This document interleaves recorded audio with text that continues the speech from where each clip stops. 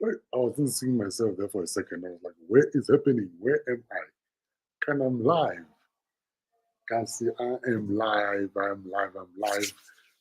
Uh, good evening, guys. This is the Father's Chat, where fathers come and speak their truth, lead, speak and feel. This is Fumani and Shilvan. I'm the father of 3 kids, and I'm sure of it. Yeah, today it's an interesting one. It's more of a reflection than anything else. And actually, it's more of a reflection than anything else. Good evening. Thanks for joining me. Those who have joined. As I said, we've changed the days for our podcast. It's not Tuesday anymore. It will be. I must get used to look into camera because I'm looking into this streaming stuff. As an actor, you're always told not to look into camera. But now I have to look into camera as I do this. It's fine. Let's do that. Yeah, speaking of an actor, I know I love my job sometimes. You always have to keep your beard growing because of the role that you have to play, blah, blah, blah. So, yeah, so I'm going my thing here, Interesting. Of course, I can't explain why and what is it for. But this week, as we're speaking of this particular episode, this week, on Tuesday, Monday, we're on the 25th, because it's, of course, 16 days of activism. We shot a series called The Complicity of Silence.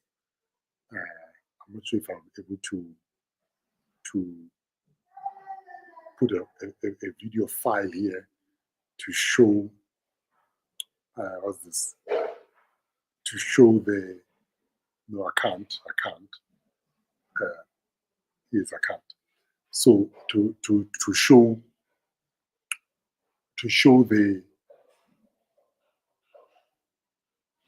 the trailer for this particular series and the opening sequence for this particular series. It's called The Complicity of Silence. It's on YouTube. You can go check it now, find it there.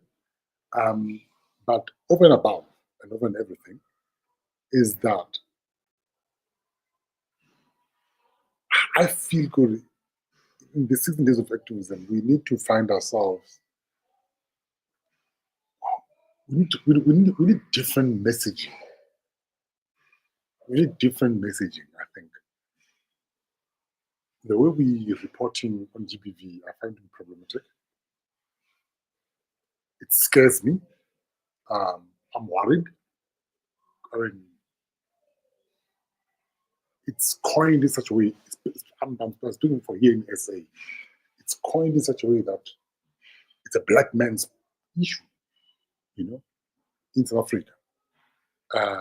For decades, the media, public discourse, even awareness campaigns have painted black men as the face of GBV and violence, the gender-based violence. That worries me,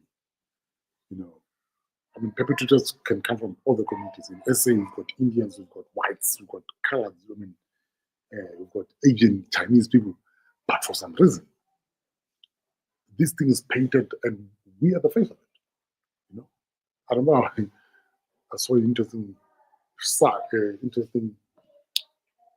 I was witness to one of the interesting GBV committed by a white man a couple of years ago. So we're outside Summerton Children, outside an estate gate. So outside an estate, right? So it's not a poor thing only. Anyway, this guy, the boyfriend, moved his wife. They were both like gold tips, whatever, but you could see that they're almost intoxicated. He slaps her and pushes her against the car and hits her very hard. Me, I think it was with Paul and cocaine, so I think who else? I think with 4 black people at the gate. We were witnessing this, Of course, I was still in that phase of trying to, what can I do? But of course, immediately I stopped myself. I'm like, I'm dizzy. I'll just call security guys to deal with this. But you could see how the white woman was so embarrassed that she was moved in front of us. You see the psychology there. She was more embarrassed, more ashamed that this guy He has shown a disrespect of hitting her in front of us. And when the security guys came, she wasn't nothing to do with them. She just went and opened the estate gate and went and walked in. So that's what I'm saying. In this episode of The Father's Chair, I want to bring that silence a bit, to say we're not the face of this thing. We discuss why South African maids need a new way of reporting and understanding GBV better.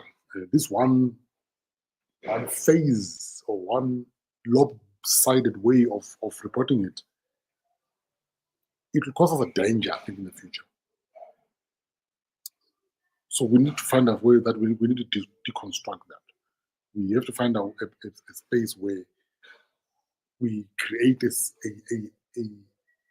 space where reporting is easy, reporting and talking openly to solve a thing. Because let's be honest, this is a handful of criminals, a handful of monsters who are participating in this thing, and then their face become dark, black man, which is problematic. Why is it problematic? Psychology, as I spoke in the previous episode, psychology of our society, where we're going to, our kids, where what kind of psychology are they going to have, and the whole thing becomes harmful, inaccurate, and problematic. That's why I had to make this series.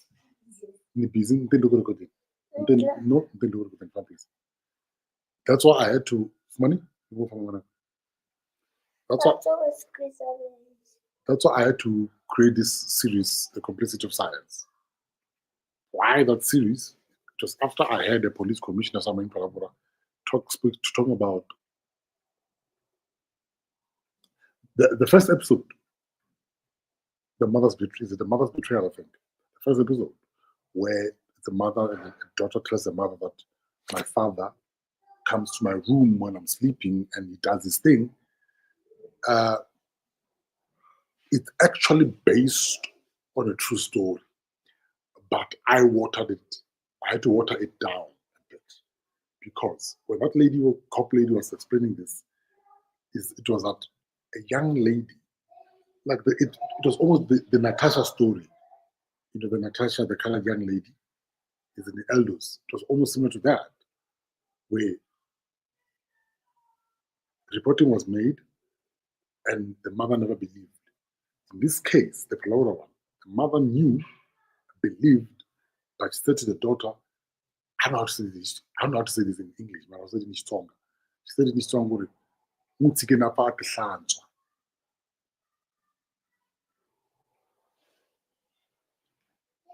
apart is so bad. My goodness, imagine that. So that's why in my episode I had to try to find a way, the way I wrote it, to make it to land easy. Because imagine it would have been a child, would have been more sensitive. I was even triggered when I was editing that episode, because we are human. We also feel the pain. It might not be as exact, but if something happens to someone that we love, doesn't matter what it is. That's why when people that we love pass away, that's why we cry, because we feel it. You know what I mean? We feel it. It's not a pain that is monopolized by a certain group or a certain gender only. We all feel it. That's why it needs to be dealt with in a societal point of view, because it affects us all. So when that police said that, I thought to myself, my goodness, this is bad. Immediately I'm like, no, I need to create a series that shows the other side of these things. Gender-based violence is not only perpetrated by those monsters, those men who I think they're monsters. For me, that's just it. There are women who are as equally as monsters as those ones, because they're helping the other monsters. I mean, of course, a lion will help another lion, a baboon will help another baboon. Any species that's supposed to eat another species will help the other species. It's fact. That won't change, guys. That's how it will be. For our thing as a society, I think we need to find ourselves to work in a space that we understand us and them It's not a gender thing. Us and them, it's the good people plus the monsters. That's where we must draw our line about us and them. So, because when we don't do that, we find ourselves in a space where the monsters can hide easily inside us who try to do things okay. But if you can easily stand together, we can easily, hopefully, find a way of. During the march last week, there's a young lady who came up with a poster or placard that said, "All men must die." You see, it's such things that create easy ways for these perpetrators to hide. Also, it also confirms what I'm saying with my series of the Complicity of Silence that says even women are part of the problem. They are. I always look away from the camera. I must look here. They are part of the problem because what do you mean by that poster? You want to go fight GBV at the same time? You want to end it? You want to end fire with fire? Guys, there's one winner in that case. We're literally going to play inside the monster's territory. We go inside the next lion's den to try to fight a lion. We go in the next pit to try to fight a bloody snake. We're not winning that. You're not winning it. We're not. So, my hope with this series is that it will open a different type of engagement to say, yo, we are a society. Yo, we are together. Yo, it's us who's supposed to work as a unit, us and them, who the monsters and us, so that we can come to a solution. Because I have an issue that it creates a space where people think or feel justified that they can go walk in the national park without consequences. Some kind of predator is going to deal with you, and you can't blame it. You can't go to walk and jump into the ocean with blood dripping off you, and when sharks come, you like blaming the sharks. You went into the habitat, you went into their space, and the way we're doing it, we are literally pushing ourselves into a space of where these predators are, and we don't know who are they. These monsters, we don't know who are they. Because I feel anyone who hits a woman, who hits a man, you're a monster. There's something wrong with you. Someone who rapes, come on, there's something wrong with you. I believe actually some people mustn't leave jail. There must be their whole institution alone where they stay there forever. Because I don't know. Maybe I'm too harsh, but I don't think a person who rapes or does things like that they can stop. That's just me. But I digress. I'm here to say the reason for that series is to try to open a different kind of engagement, to try to open a different kind of talk to see, there are other phases that are there. There's an interesting topic I saw. Someone said, activism is the easiest way to make money off people. And this guy was talking about, for example, women for change, women of change, that NPO. So it's European women who came here and are pitting us against each other to make money. And he asked the question. I thought to myself, that's interesting. Actually, the donations that are coming, what are they doing with that money? You see, so I'm hoping with my series called The Complicity of Silence that it will create a space where we open a different kind of engagement to say and understand that we are not the only people. Let me rephrase that as a community, as a society, we are the one dealing with gender-based violence. Because when someone comes and rapes my daughter, hits my son, my daughter, it affects me as a father as well. I had a similar situation at home when someone hit someone very close to me. You end up wanting to go do crazy things. At the time, we're doing a play, I remember. And the play was about heists. So someone got a guy who did heists and stuff like that. And we were, guys, we were consulting with this person, and he was telling us how they do these things, and so we became close with Gift. Anyway, we became close with Gift. Gift became someone that we can sometimes visit us, visit our friends, our flats and stuff like that. And then I don't know what happened to him, but anyway, point is when that thing happened a couple days ago, I was even tempted. I was here. I think it was Mandla, someone who stopped me. Shout out Kaduka. I was tempted to go and activate Gift. Say, Gift has got a problem. Go deal with it. You see what it ends up. So it affects us all. There's no monopoly about how it affects, because you always hear things like, as a woman, you can't tell me how I speak. As a man, you can't tell me how I speak, how I feel. No, it's not about how it's about how it's affecting the society. It's a team sport.